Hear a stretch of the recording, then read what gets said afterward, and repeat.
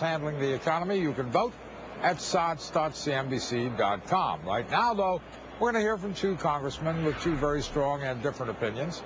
Republican Peter Roskam from Illinois and Democrat Tim Ryan from Ohio.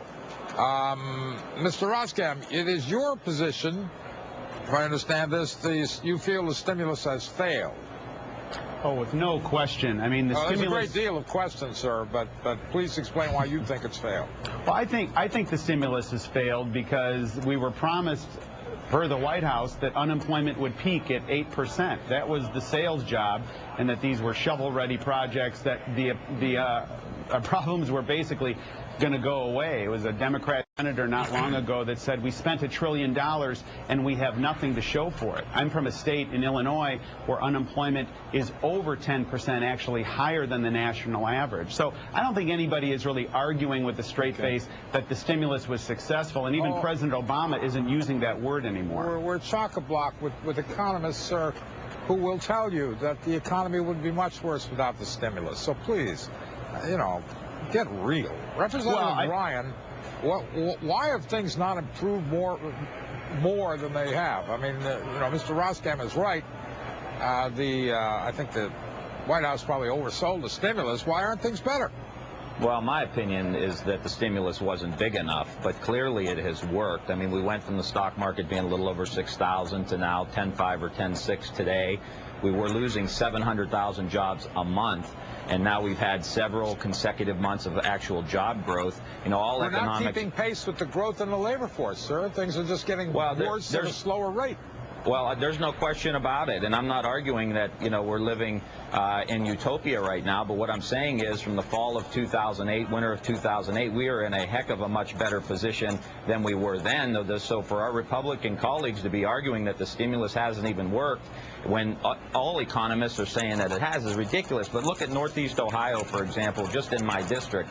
We have a GM plant that just added a third shift to make the crews. We have a French company coming in because of stimulus money to help make the deal go down, investing $650 million to do oil and gas steel pipe. We have economic growth. In fact, Youngstown led the nation in manufacturing growth, 9% growth. All of the major cities in the Great Lakes region had increased manufacturing job creation, so we're clearly moving in the right direction. But my opinion, quite frankly, is the stimulus wasn't big enough in the first place, and that's why we're not driving down unemployment like we should. But to turn the keys back over to these guys would drive us right back into the ditch. So I want to talk about where we go from here, because that's really the big question.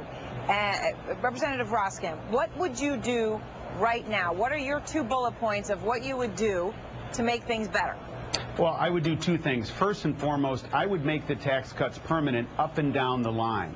94% of small businesses are filing at the individual tax rate, and the idea that somehow this is tax cuts to benefit the wealthy is a mischaracterization of the debate.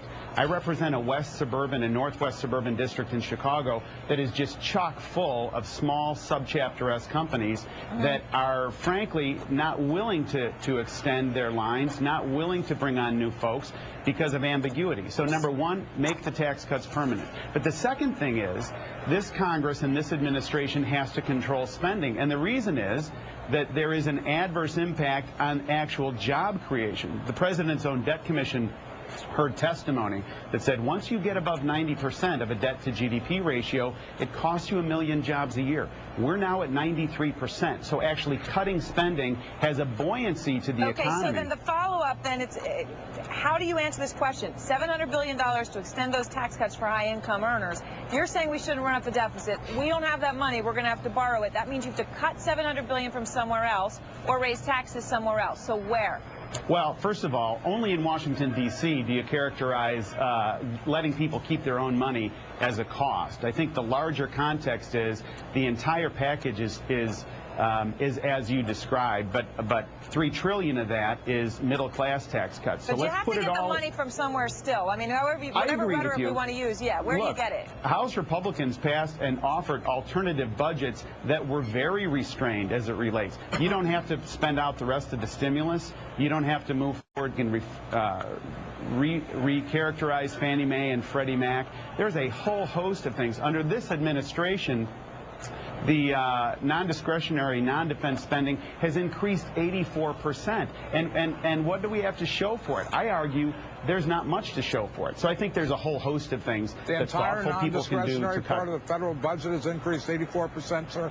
No, the non-discretionary, non-defense spending has increased 84% under this president. And the non-discretionary spending has increased. What I've said is non-discretionary, non-defense spending has increased 84%, and that is in other words, I think it's irresponsible. Spending. No, well, if it's non-discretionary. Oh, I understand what you're saying. Yeah, but you're talking about mandated spending. What I'm saying is this administration has come in with an attitude that has said, look, we can borrow and spend our way into prosperity. Away from the characterizations and just talk about facts. Mr. Ryan. The fact is, this administration, based on their own numbers, you may not want to hear this. Here we go. But they're tripling the national debt in 10 years. That's the administration's own numbers. Yeah, unless, of course, extending the tax cuts would quadruple it, sir. Not unless. Mr. Ryan, what do we do now, Mr. Ryan?